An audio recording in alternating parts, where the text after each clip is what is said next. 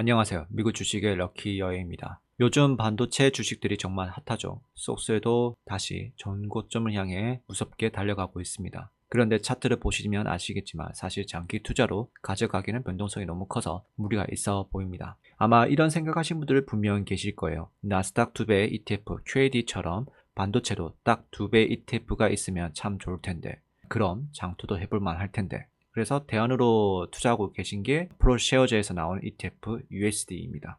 하지만 포트폴리오를 자세히 보시면요, 엔비디아와 브로드컴에 거의 집중 투자를 하고 있습니다. 반도체 전체를 담은 ETF라기보다는 사실상 반도체 대장주 2배 ETF에 더 가깝습니다. 그럼 우리가 찾는 2배 ETF는 없을까요? 해외 지투로는 아쉽게도 불가능하지만 국내에 상장된 미국 반도체 2배 ETF가 있습니다. 바로 타이거 미국 필라델피아 반도체 레버리지 합성입니다. 상장일은 2022년 4월에 상장되었고 운용 규모도 적지는 않습니다. 이 상품은 인베스코에서 나온 필라델피아 반도체 지수 ETF SOSQ를 일정 부분을 담아가고 나머지는 스왑 형태로 해서 일간 수익률 2배를 추정하게끔 만들어진 상품입니다. 그러니까 SOSQ 2배 ETF입니다. 아마 반도체 ETF라고 하면 SOSS는 많이 들어보셨을 텐데 SOSQ는 조금 생소하게 느낄 수 있을 것 같아요. 큰 틀에서 놓고 보면 반도체 섹터 ETF라고 보시면 되겠습니다. 자, 포트폴리오는 리밸런스 시기에 따라서 종목 비중이 조금씩 차이 날 수는 있지만 전체적인 큰 틀에서는 차이가 없습니다. 실제로 SOSQ 상장일부터 지금까지 성과를 비교해보면요, 큰 차이는 없습니다. 속슬 3배 ETF 가격은 역시 다 보시다시피 장투로는 사실 불가능한 수준입니다. 하지만 3배 ETF의 장점은 이 저점을 잘 맞추면 아주 큰 수익을 낸다는 거죠. 관세 하락 때 과감하게 담고 홀딩을 했더라면 어마어마한 수익을 볼 수 있습니다. 오늘 영상의 주제는 속슬이 아니죠. 반도체 2배 ETF가 장기 투자가 가능한지 아닌지를 확인해 보는 것이죠. 2022년 4월부터 현재까지 성과를 한번 보겠습니다. 환율 값을 제외하고 보면 1배 ETF 가격 기준으로 보면 약 2배 수익률을 보고 있습니다. 물론 변동성에 따라서 1배 ETF 수익률만큼 떨어지기도 하지만 이 고점 기준에서는 2배 정도로 따라간다 보시면 되겠습니다. 하지만 속슬은 변동성에서 주가가 높기 때문에 1배 ETF보다 수익률이 적을 경우도 있는 거죠. 그렇다면 만약에 우리가 아는 SOXS나 SOSQ를 딱 2배로 추정하는 ETF가 옛날부터 있었다면 과연 차트 흐름은 어땠을까요? 이 흐름을 직접 확인해봐야 이게 진짜 장투가 가능한지 아니면 시기에 맞게 스윙 투자를 해야 하는지 확실히 알 수 있겠죠. 이 차트는 SOXX 지수 기준으로 일간 2배 ETF 가격을 추종한 가격입니다. 놀라운 거는 2배 가격과 1배 가격이 차이가 얼마 나지 않습니다.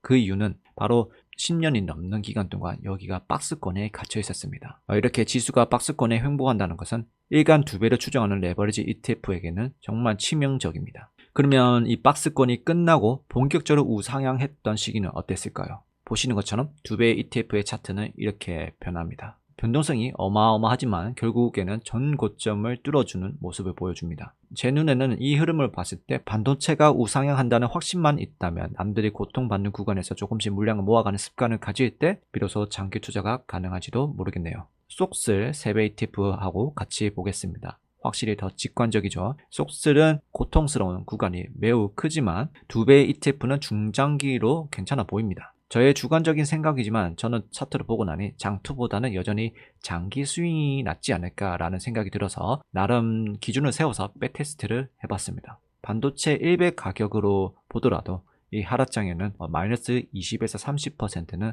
꽤나 자주 오는 편입니다. 그리고 마이너스 40%에서 50% 구간도 자주 오기도 하죠. 특히 박스권에 갇혔던 구간에서는 마이너스 60%가 넘는 구간도 왔습니다. 그럼 결국 반도체 투자한다는 것은 마이너스 30% 하락을 견딜 준비가 되어 있어야 하고 2배 ETF로 투자한다면 마이너스 50% 이상 하락에도 살아남을 전략이 반드시 필요합니다. 그리고 시장이 저점을 찍고 상승하는 구간을 보시면 플러스 50%, 플러스 100%, 150%, 200% 상승하는 구간이 나옵니다. 결국은 공포 구간에서 더 담을 수 있는 용기가 중요하죠. 첫 번째, 백테스트 기준입니다. 실제로 제가 사용하고 있는 퀀트 수치입니다. 전략은 마틴게일법으로 매수합니다. 마이너스 21% 구간부터 매수를 시작하고 마이너스 49% 내려가는 구간은 그냥 버텨보는 식으로 진행해 봤습니다.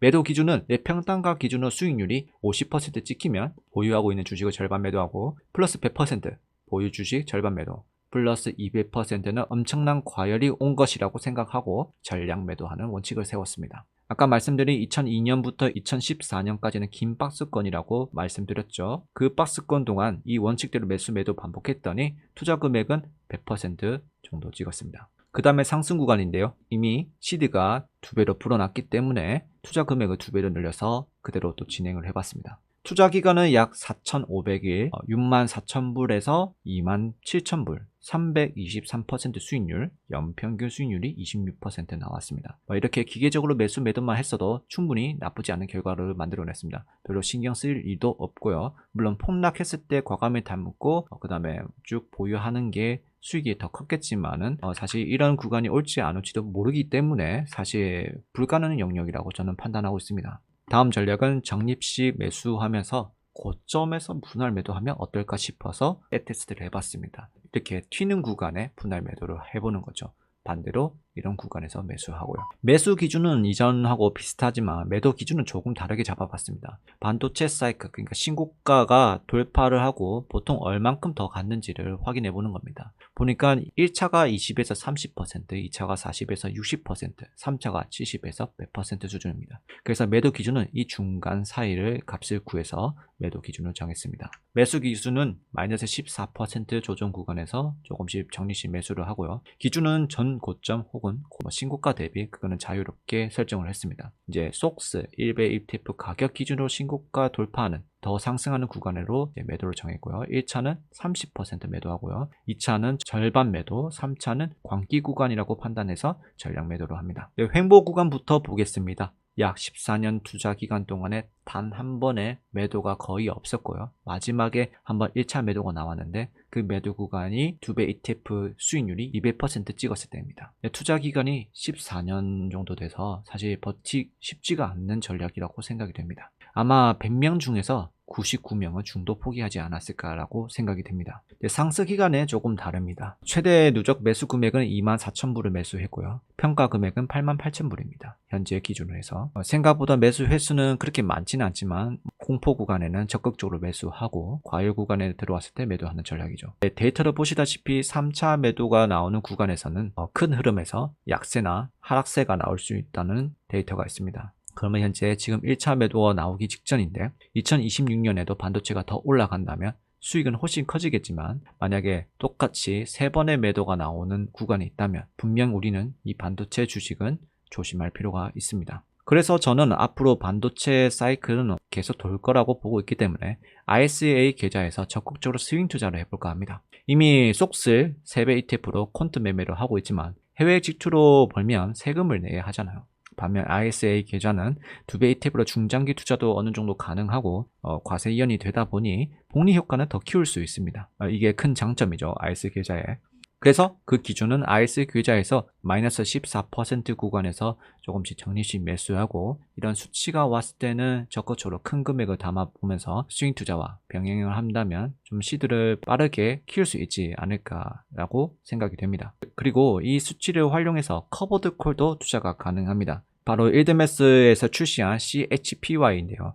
토탈 리턴 수익률 기준으로 보면 SOXS나 SOSQ를 꽤나 잘 추종하는 상품입니다. 물론 커버드 콜 특성상 하락장에는 주가 하락, 분배락 하락 같이 영향을 받기 때문에 주가 하락에 영향을 더 많이 받을 수 있습니다. 그래서 이 종목은 자산 성장을 위해서 투자하기보다는 내 포트폴리오에 현금 흐름 창출을 위해서 만드는 용도로 편입하면 좋다고 보고 있습니다. 이것도 마찬가지 매수 기준을 잡아두되 매도 기준도 같이 잡아보면 어떨까라고 봅니다. 공포에 사서 그 다음에 상승장에 때는 더 많은 현금 흐름을 창출을 시켜서 과열일 때는 이 사업이 불안정하다 라고 판단했을 때 조금씩 매도하면서 현금을 챙기고 또 현금 챙기다가 기회가 왔을 땐 또 담아주고 이렇게 한다면 커버드 콜도 절대 실패하지 않는 전략으로 사용할 수 있을 거라고 보고 있습니다. 오늘 영상이 도움이 되셨다면 구독과 좋아요 모두 미국 주식으로 럭키 여행이 되시길 바랍니다. 감사합니다.